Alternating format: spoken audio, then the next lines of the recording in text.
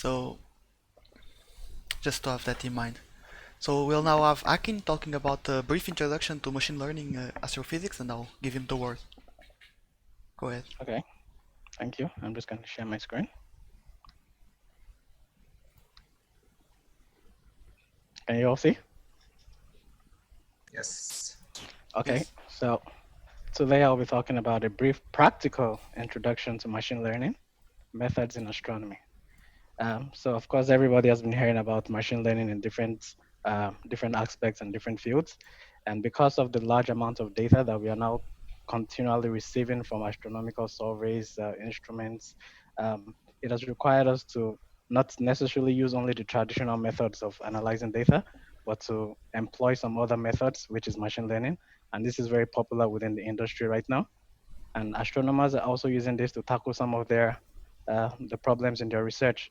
They've been using it to characterize, classify, and analyze sources in multidimensional spaces. Of course, we are all aware of how machine learning has been used in several applications like self-driving cars, search engines, and my favorite one, Netflix, and natural language processing. But if you look through the literature, and I remember talking to Andre on Monday, and he talked about how most of the papers on Archive on Monday were all machine learning papers. So we see that this is uh, gaining a lot of traction. So you can dread it, you can run from it, but machine learning arrives all the same. So we need to prepare ourselves for this. And machine learning are generally grouped into two categories, the unsupervised and the supervised learning. In the unsupervised class of learning, you aim to classify sources in maybe multidimensional feature space, but you don't actually know what is contained in the data at first glance. So you need to find some kind of classification which you don't necessarily know already. You want the machine learning to be able to classify this data and tell you what to expect from the data. So this has been very useful in maybe exploratory science. You want to know what's in the data, but you don't want to be too biased to already tell it what to give to you. So you let the machine learning figure it out. This is why it is called unsupervised learning. And it is useful for dimensionality reduction, for detecting anomalies in your data, and for clustering. The second part is the supervised learning, in which case you already know what you expect from the data, and you perhaps have already labeled data. You already have, say, data labeled as cats and dogs, and you want to be able to classify new sources to either fall in either of these categories. You used what is called supervised learning, and this requires some training. You have to give examples of input and output pairs, which you want your machine learning to train itself upon, so that it can perform these techniques, perform this kind of matching on data it hasn't seen before. And it is very useful because it can find mappings between features that are not necessarily nonlinear and can be very complex in a way that parametric models cannot necessarily figure out.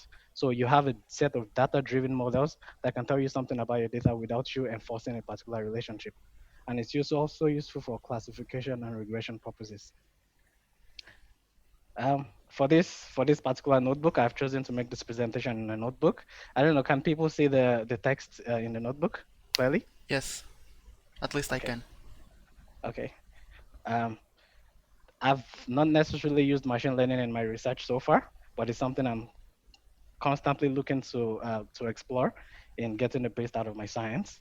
So most of the algorithms I'm going to describe here are things that I've just read about or learned some things about, and I thought it would be useful to share some of them with you in the form of a Python notebook because it gives you a handy go-to place where you can just pick up some concepts and use it as you wish. So let's start with the unsupervised learning algorithms. The first of which is clustering. In clustering, the task is basically you're trying to find groups of data that have similarities to each other, such that a particular cluster will have some sources which are similar to each other than the other ones. So I take the first example from, I have to mention first that the sklearn, scikit-learn Python package is very useful for machine learning. It's literally where you go to first if you're trying to perform any machine learning exercise on your data. And it has some very useful algorithms, most of the machine learning algorithms actually. And we're going to be getting a feel of some of this in this notebook. So if you install the scikit-learn package, you can import the very popular dataset called Iris.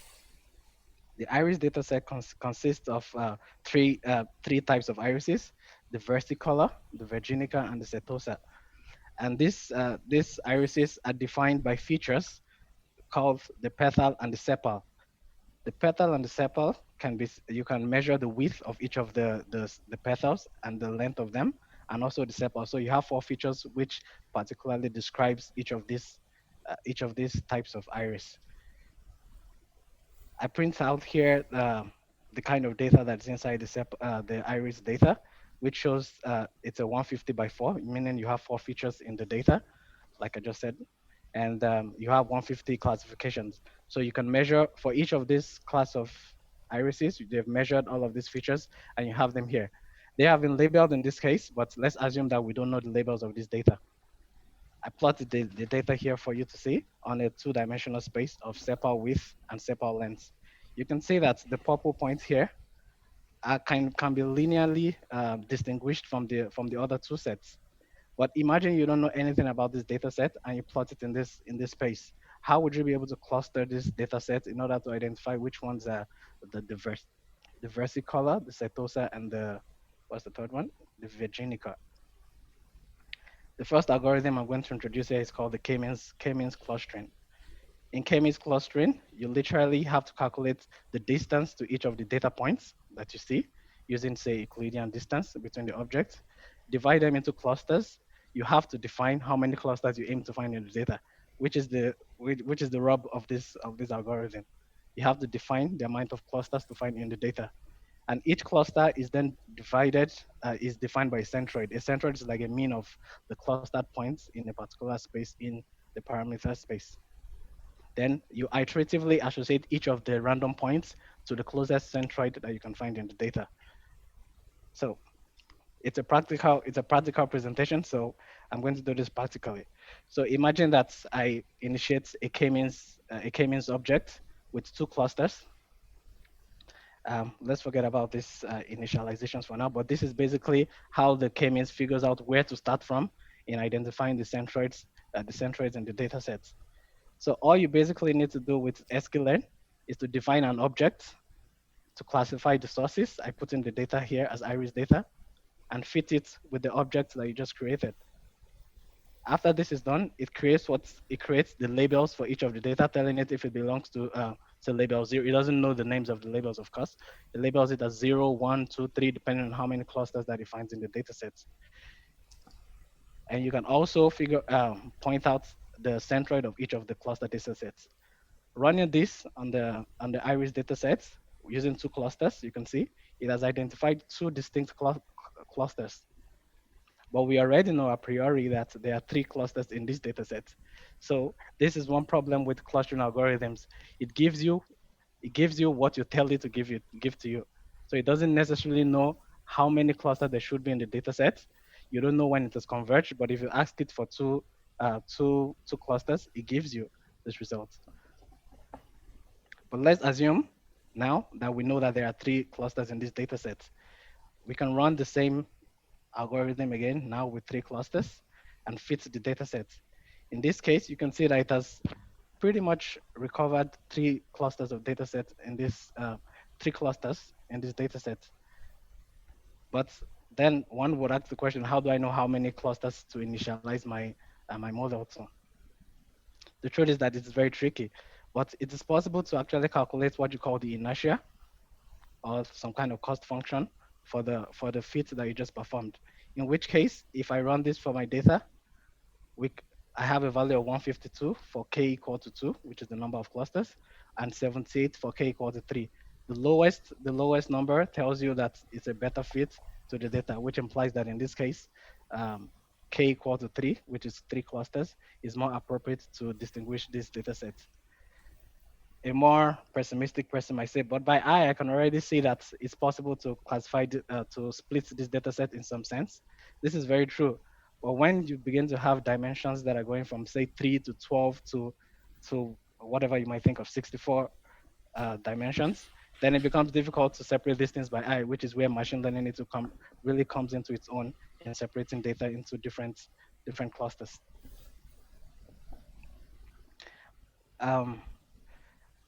But since k-means actually uses the Euclidean distance between the points, the magnitude of each of the feature can actually influence how it clusters the data sets. I print here the mean, standard deviation, and the minimum and maximum of each of the features in these data sets. You can see here that its petal length has a larger range going from 1 to 6. That means that this is going to have a huge impact on how you cluster the data sets. And especially in astronomy, we can have features in our data set that range from 3 orders of magnitude, whereas one just goes from, say, metallicity goes from 0 minus 0.2 to 0.5, something very small like that. Whereas you can have some ranging from 1 to 1,000. So a good effect before you run any machine learning algorithm is to actually scale the data set to have to scale the data set across the features. So you have, say, that you have them running from, say, 0 to 1 in all the cases, and you can have a more efficient clustering in this case. Within the sklearn, you also have this you have this method called the standard scaler you can use to scale your data. To you can this the standard scaler actually removes the mean of the data to 0, then gives it a unit variance. So every point in the data set runs between 0 and 1. You can also use a min max scaler where you subtract the minimum of the data and scale them between 0 and 1. In our case, because this data set is very small, it doesn't have much of an impact on the clustering. But you can see that it actually looks more similar to the initial data set than when I did it without the scaling, right? Feel free to stop me at any point, okay? Another clustering algorithm is called the DBSCAN. It's a density-based spatial clustering algorithm.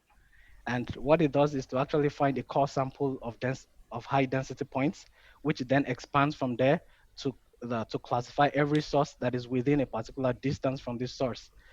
In this case, you have to give 2 parameters to the algorithm. You have to give it the minimum number of points to associate to the cluster. So before I can define something as a cluster, it needs to have, say, 7 points, 10 points, 20 points. You have to define this depending on the problem you're trying to solve. Then you define how much distance in Euclidean space, for instance, for which to associate things to a cluster. So you need to define epsilon here and the minimum number of points to associate to each of the clusters. So to try this also on the Iris data sets, I run it with an epsilon of 0.6. I'm scaling my data, so epsilon now it's a scaled feature going from 0 to 1.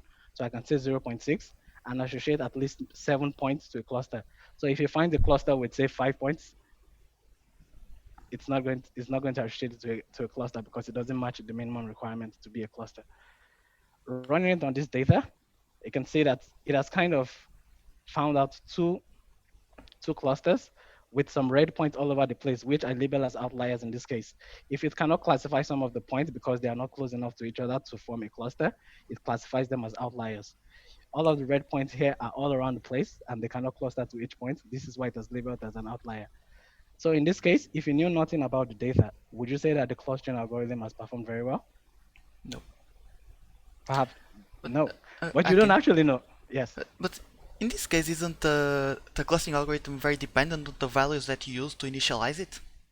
So But you mean the epsilon and the minimum samples, yes? yes. Yeah, so that's possible. I can change this to say 10. The result is not so different, is it? No. Sometimes they are not so sensitive depending on the kind of data you're working with, which is why there are methods that to iterate over the samples to see how your algorithm is performing, how sensitive it is to these parameters. So you can always do this to see the values. You can see something has actually changed here. Now you find 3 clusters. The red points are the outliers. You can see it has found this blue, the green, and the yellow. Yes. Which is still not correct because now you have a high density of non-clustered points, which are the red ones. So the reason of putting the example here is actually to state that not all algorithms work the same depending on your problem. You need to have a very good understanding of the problem you're trying to solve to know which algorithm fits best. And in most cases, people never really use one algorithm. They tend to use 2 to confirm the results from one another. So this was the single point here that nothing works in all the cases. So there's no quick pull out of the bag algorithm to use to solve your problem without actually knowing and defining your problem in a very good space. But knowing this, after all, this is astronomy. Let's try to use this clustering algorithm on some data. There was this paper by Santosh et al. which actually tried to do some clustering based on some uh, features of planets. And I downloaded this data from the planets, which includes the magnitude of the star, the effective temperature, the log G, the semi-major axis, and stuff like that. And I've actually done this criteria based on what they did in the paper. So basically, what they were trying to do was find a correlation between the metallicity of the star and the mass of the planets. And if I plot this data that they have here, it looks something like this. By eye, you can already tell that there's some sort of clustering um, for planets around 2 Jupiter masses below here.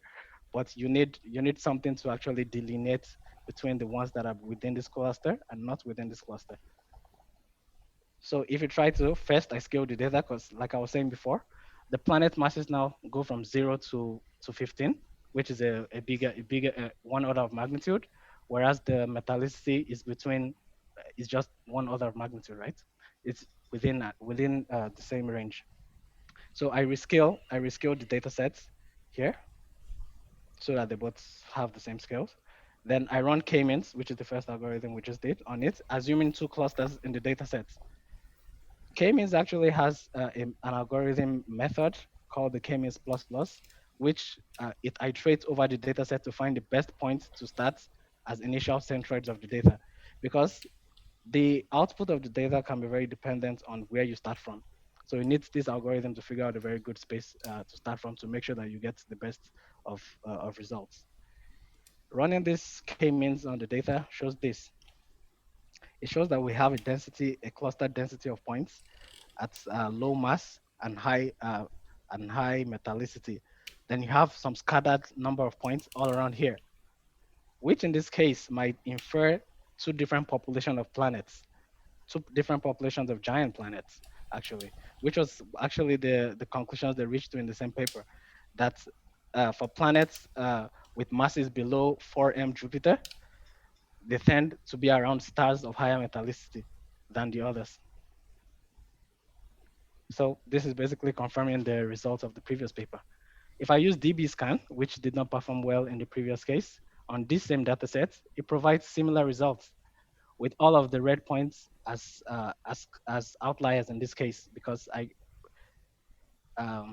labeled, it's either finds a cluster and labels the rest of them as outliers. So which was the case here. In this case, you can see that you cannot really call the red points clusters because they don't stay around the same place. They're scattered all around the place. And this is also in agreement with the result from the paper that for masses beyond 4 Jupiter, they don't have a well-defined range of metallicity, metallicity that they are found. It's spread across the entire range, which is what they found. So this is actually the result from the paper, which was exactly the same result as our clustering algorithm. So we can say for sure that these things can work, right?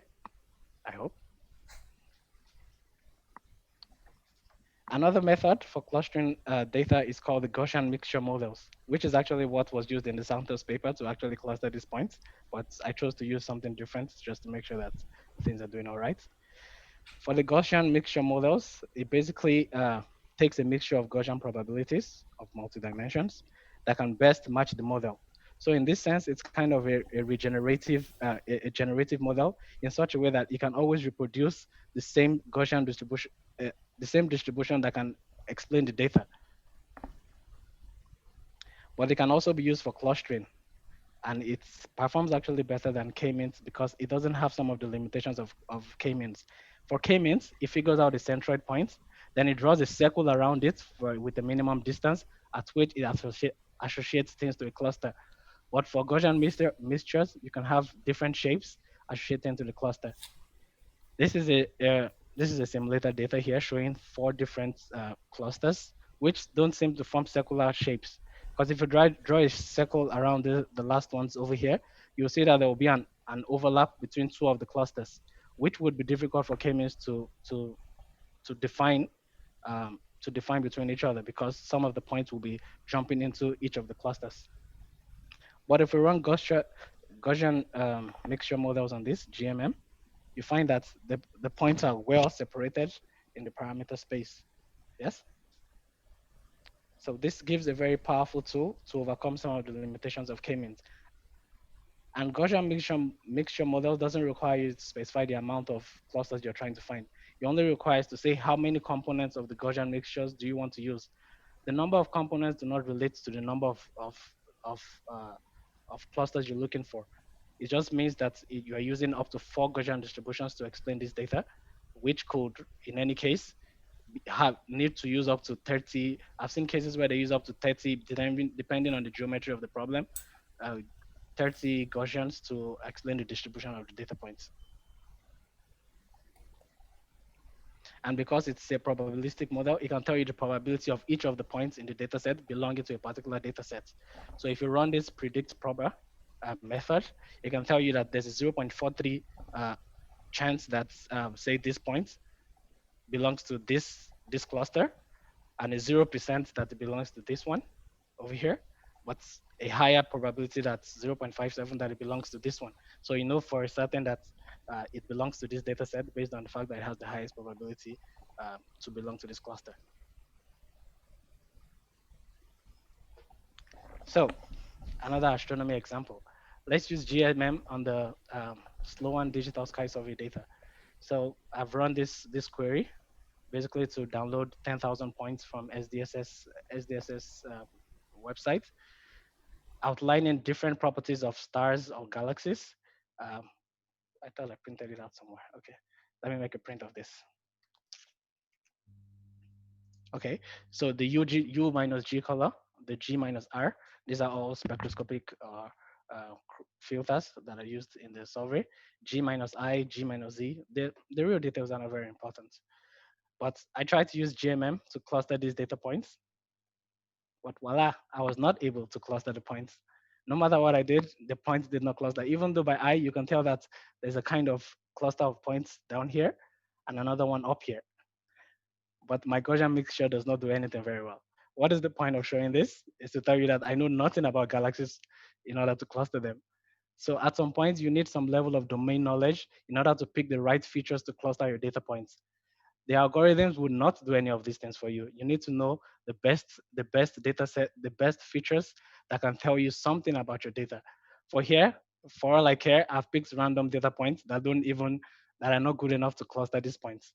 Because I'm showing only a plane of the data here, it's difficult to know what the rest are doing, or if it is actually clustering in those other, if it's providing a cluster in those other points. I don't know. But for this, I know nothing about it. So it's very important to know something about your data. There are some other clustering and unsupervised learning models, but I'm going to stick with these three within this paper. But another thing you can do with unsupervised learning models is to do dimensionality reduction, which is to reduce the dimension of your data. There are cases where your data is in a 64 dimensional space, and you need to be able to visualize. There's no way you can plot something in 64 dimensions, right? At least in my case. So you can use dimensionality reduction to bring them down to 2 dimensions or 3 dimensions, which is something you could actually plot. And principal component analysis is one way to do this. It has a way to actually reduce the dimensions of your data in a way that it still preserves the highest variance in your data, which is the most interesting feature. Um, Taking some random data sets, which really doesn't matter, between X and Y axis, you have this data in this way, and you want to see the components of this data along the X and Y axis. If you run the PCA, and another thing to mention is that most of the methods within sklearn, they use exactly the same way they're called. So you don't need to necessarily learn so much about every method in order to use them. You can see usually you just initiate the model using something like this, then you fit it to the data directly. So now I'm fitting a PCA using 2 components because this data is in 2 dimensions to these data sets. And what it gives you is the explained variance in both of the dimensions of the data and the components in those dimensions. You can see the variance in the data set here is 0.76 in one dimension and 0.01 in the other dimension. You can already tell that you have more variance along the x-axis here than you have along the y-axis, which is what the PCA just gave us. So if you draw the vectors along the data set, we see that there's more variance along here than here. So if PCA were to reduce the dimensions of this data set, it will suppress the smallest variance in the data set. And if you had more, it will actually keep suppressing from the smallest variances to the top because it needs to preserve as much information about the data set as is possible, right? If you then try to project this data, they reduce the data. Okay, I'm skipping a point.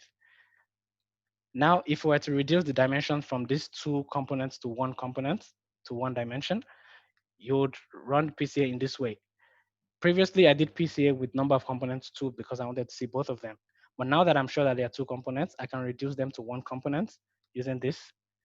And you see, it goes from an original shape of 200 by 2 to 200 by 1, which means I've suppressed one of the components of this data. And if I plot it on top of each other, you see what the new projection of the one-dimensional component is on top of the other one.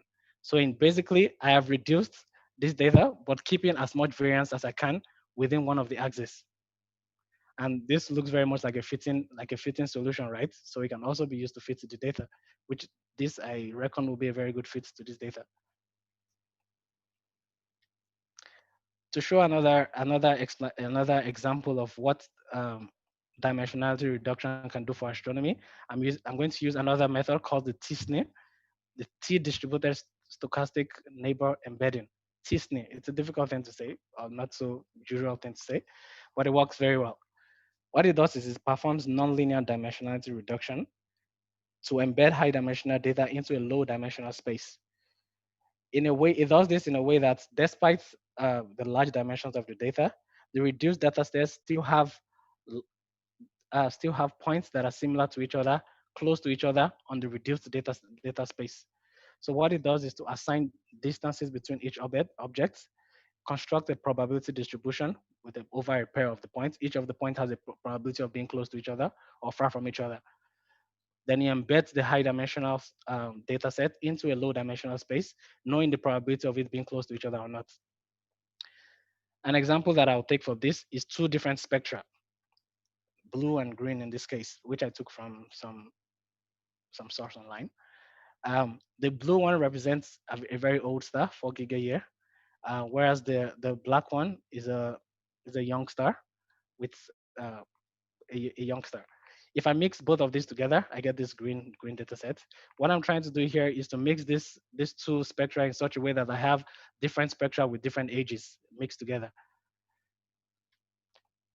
So if I do this, mixing them with different weights. In the first case, I have a weight of 0 for the young star, so that it's exactly a young star.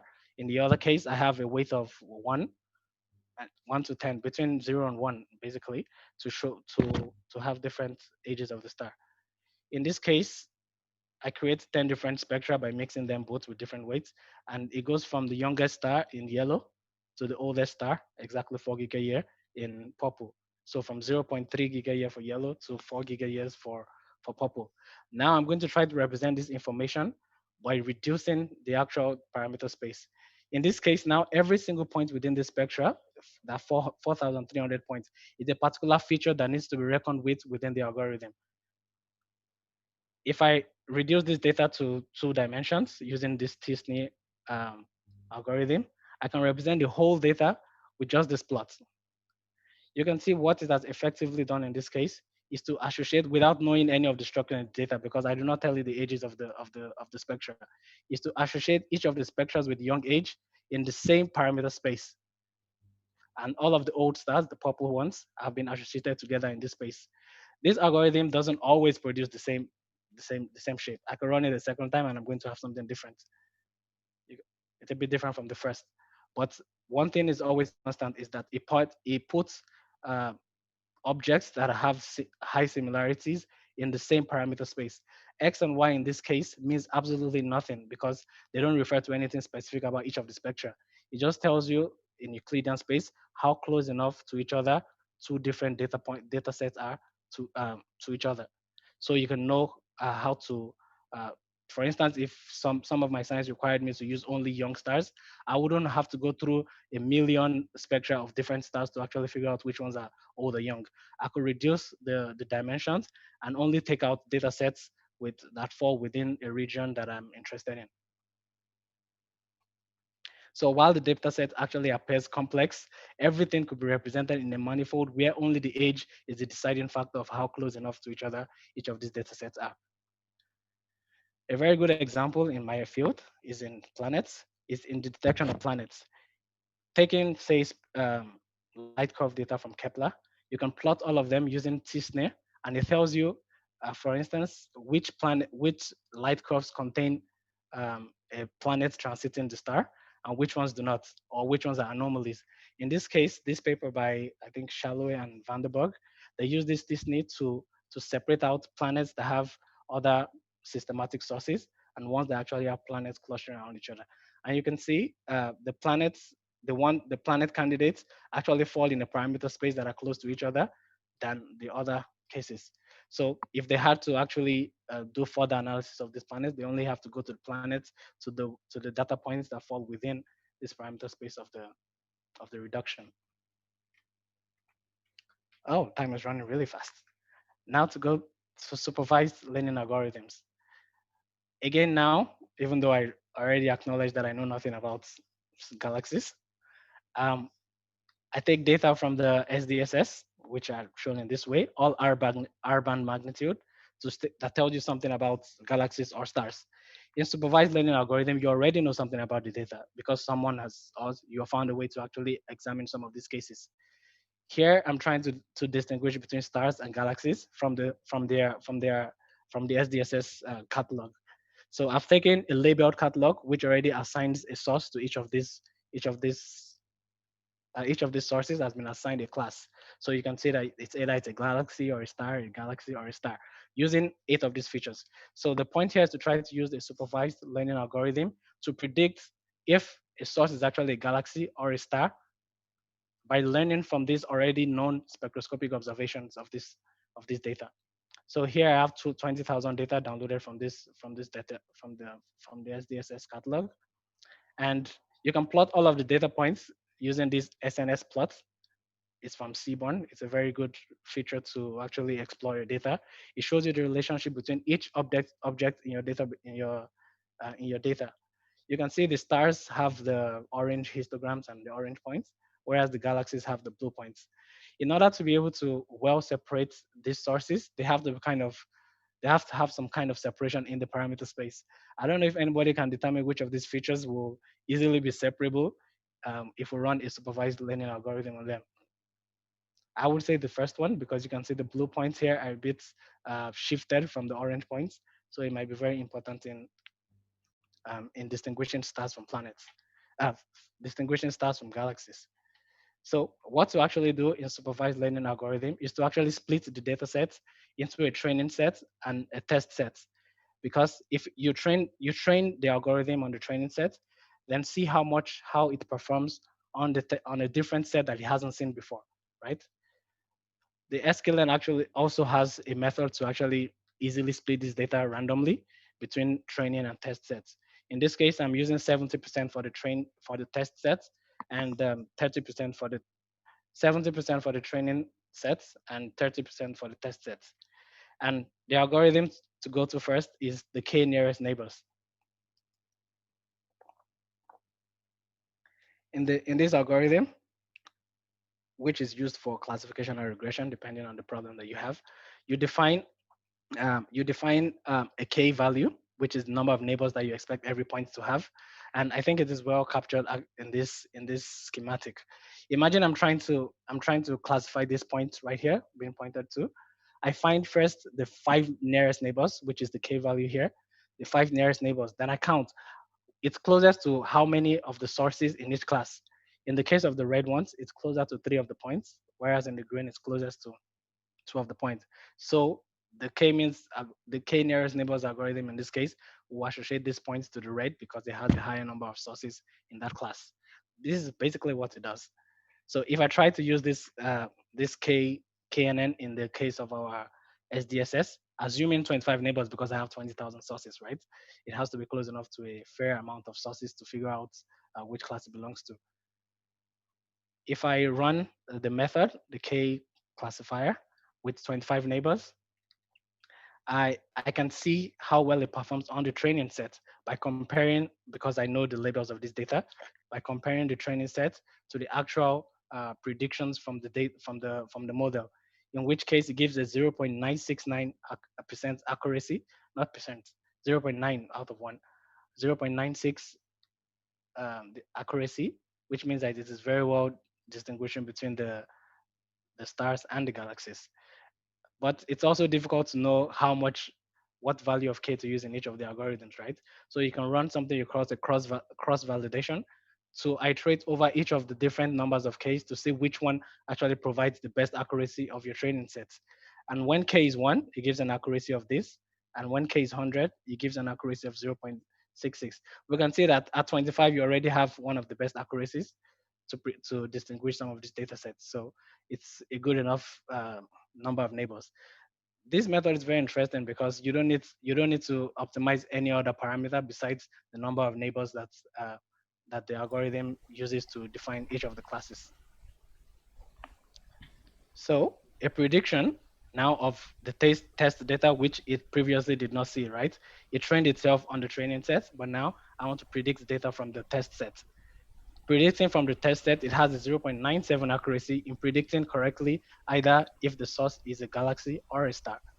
And to actually visualize the performance of the machine learning algorithm, you can use something called the confusion matrix, which tells you the number of true positives that you had in the data. The true positives here are just galaxies, number of true galaxies. The true negatives are the number of true stars. Then the false positives are the ones that were galaxies that were classified as stars, and the other way around. And running this confusion matrix on the test set shows that 3,000 of the sources were classified right as galaxies, whereas 2005 were classified as stars. But you can see 102 and 70 of the sources were actually misclassified, meaning nothing is perfect, right? An accuracy of 0.97 tells you that some of the sources have been misclassified, actually. But you want to minimize the number of false negatives and false positives in your data as much as possible. So I think the last method I'll go through is the random forest. The random forest basically is a decision tree learning method, whereas it asks a couple of questions to the data. Do you Are you beyond a particular level or not? If not, follow this part of the tree. If you are beyond this level, follow this part of the tree. It basically always asks decisions of the data to find out what classifications they belong to. And at the end of it, it assembles all of them in a kind of majority voting technique to find out in which of the trees do you particularly fall in. Running this RF classifier on the same database, on the same data sets of galaxies and stars, shows that you can have a training accuracy even way better than the KNN. You have 0.99 accuracy on the training sets. Well, an interesting feature of RF is that it tells you which of the sources, which of the features are actually most important in classifying the data. In this case, I'm not going to go into the details of what the sources are, but it shows that the PSF magnitude R is the most important in separating between the stars and the galaxies. And if you're going to maximize your classification, you need to actually include this in your classification algorithm. But how many number of trees do we use to get a good performance? You can also do the cross validation that I talked about in the KNN to find out with 20 trees, what is the accuracy I get on my training set. With 100, with 300, what is the accuracy I get? In this case, we see that 300 trees actually provide the best accuracy. You could go so much further, and depending on your use case. But I'm going to keep going with 50 trees because it produces a good enough accuracy. So using this KNN model with 53s in them, I can predict the test set, which I've not seen again. And it produces even a better accuracy than the KNN model, showing that the random forest in this case does better than the K nearest neighbors in predicting and distinguishing between stars and galaxies. But within the SDSS frame itself, they have a photometric classifier, which is used to distinguish between stars and galaxies. And it uses this parametric model. If the PSF mag minus the C mode mag is greater than 0.15, then the source is a galaxy. So we can use this to compare how a machine learning model that we just did compares with a parametric model that is usually used to distinguish the sources. Using this parametric model, we have an accuracy of 0.96, whereas our previous algorithm has 0.97. showing that we perform better than the photometric classifier. So this already gives you an impression that machine learning is so much better at classifying things than parametric models, because you can use so many of the different features of the data set to figure it out. So basically, I'm going to stop here. I was really excited about talking about neural networks, which consist of a lot of things. You have convolution neural networks, deep learning neural networks. But given the time frame of this presentation, I would like to do this at a separate time to actually delve into the details of how it works for supervised learning method. Thank you. Thank you, Akin, for your nice presentation. Does anyone have some question to ask? Please feel free to do so.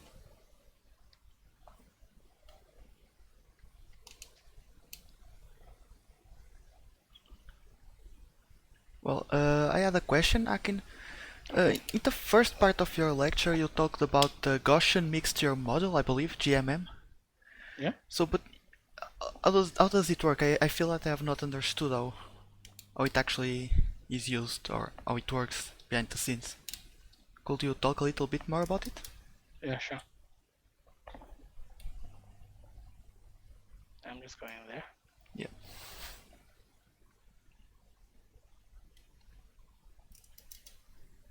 So basically what it does is that when you initialize your GMM model on the data sets, it tries to look for Gaussian probability distributions in a multi-dimensional space, depending on how much the dimensions of data you put in, that can best model the input data. So you have no constraints on what are the properties of these Gaussians, just that it's a mixture of several different Gaussians. In this case, that's why they call machine learning a kind of black box. You don't know what's happening within it. You just know it's kind of mixing up Gaussians to try to explain the distribution. So in this case, this is exactly what it does. It mixes up the Gaussian distribution in a way that it actually models it in a particular dimension. Sometimes you can put in some very specific things if you know much about the data set, like how you want the covariance matrix to be. You want it to fall in each direction, or you want the covariance matrix to go along the x-axis or y-axis. You can specify things like this, but beyond this, I'm not quite sure how it picks the models. So I would say that the centers are part of the model, the centers of the Gaussians, and the sigma and some more stuff. But you don't impute this by yourself. It figures it out based on the data. That's why it's a data-driven model. It finds each of these points by analyzing the data. Okay.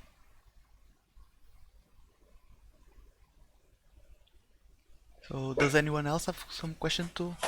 I have a question, Akin. Yeah. Can you hear me? Yeah.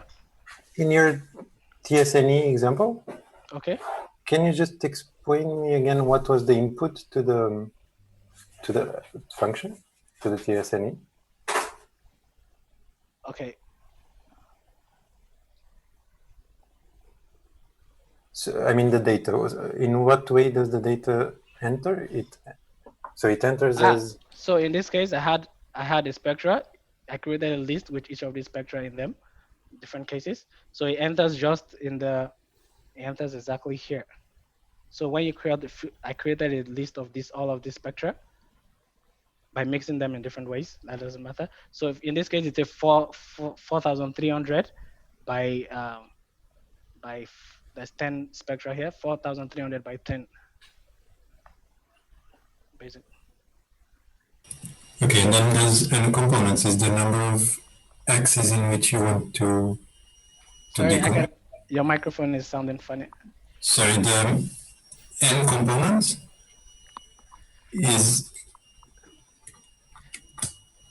Can you hear me better now? Yes. Sorry.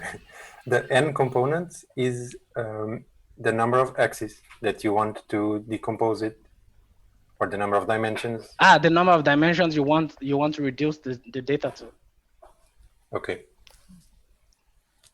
So the data now is on a 400 by it's on a 400 by 2.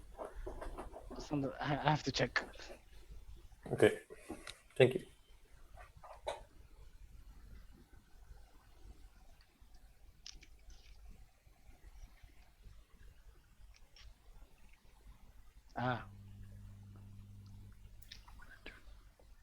So it has 4,400 features in it, and it has to reduce this to 2. Because there are still 100 points here, but it reduces the 400 data points to just 2. So the 100 is the number of spectra. It's 100 is the number of spectra, yes. Okay. So each of these points actually represent one of the spectra that I showed above. Yeah.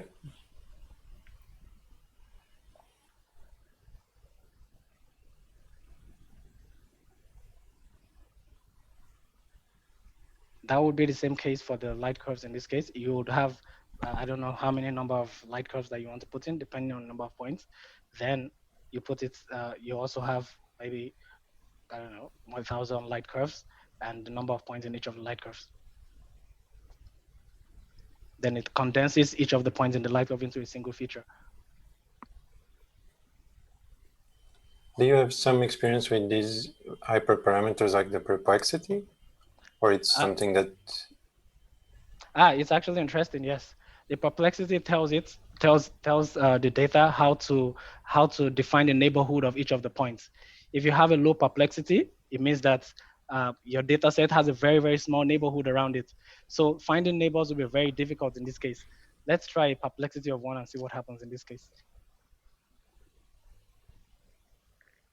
You can see this is a fairly straightforward one. I run the second time, but it doesn't work very well if the neighborhood is very small, because you could have the impression now that this yellow point here is not so far from the green points down here because of this curved manifold that it eventually produces, which is not necessarily true, because the yellow point here is more related to the lighter green point than it is to the dark green point. But if you increase the perplexity, it means that you are allowing more spectra to fit into a closer neighborhood of another one, right? Yeah, okay. So if I have a perplexity of 20, you can see the points are more condensed together because they're allowed to fit into a closer neighborhood of each other. It's actually just specifying how big is the neighborhood around a particular data point. But I actually don't have experience using it on my own data besides this. And just another question, sorry. Maybe it's, I don't know if you tried it. The fact that it's continuous, sort of, the output from the t-SNE, what would happen, for example, if you removed some of the ages, some of the spectra? Because the difference in age between all the spectra is also continuous. This is true. Would you, I don't know if you tried, or maybe you would see some more blobs in the output. I didn't try it, but yes, I think this is exactly what one would expect to happen. If there's a break, a distance between, say, if some of the points between here did not exist, I would expect a further distance between each of these points from each other. Yes, this is what I would expect. But yeah, something that I should try.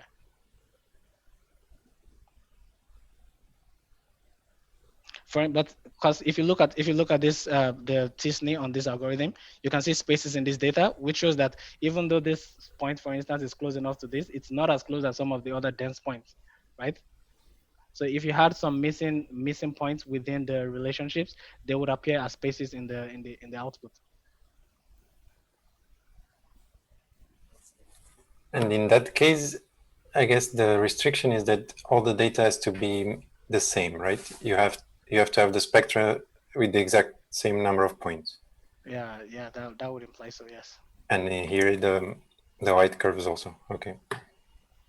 Yeah, but in this case, I guess one would just bend the light curves to have the same number of points before putting it into the t-SNE. Another recommendation of the algorithm actually says if you have too many data points or too many dimensions, you can first reduce it using the principal component analysis before feeding it into the t-SNE.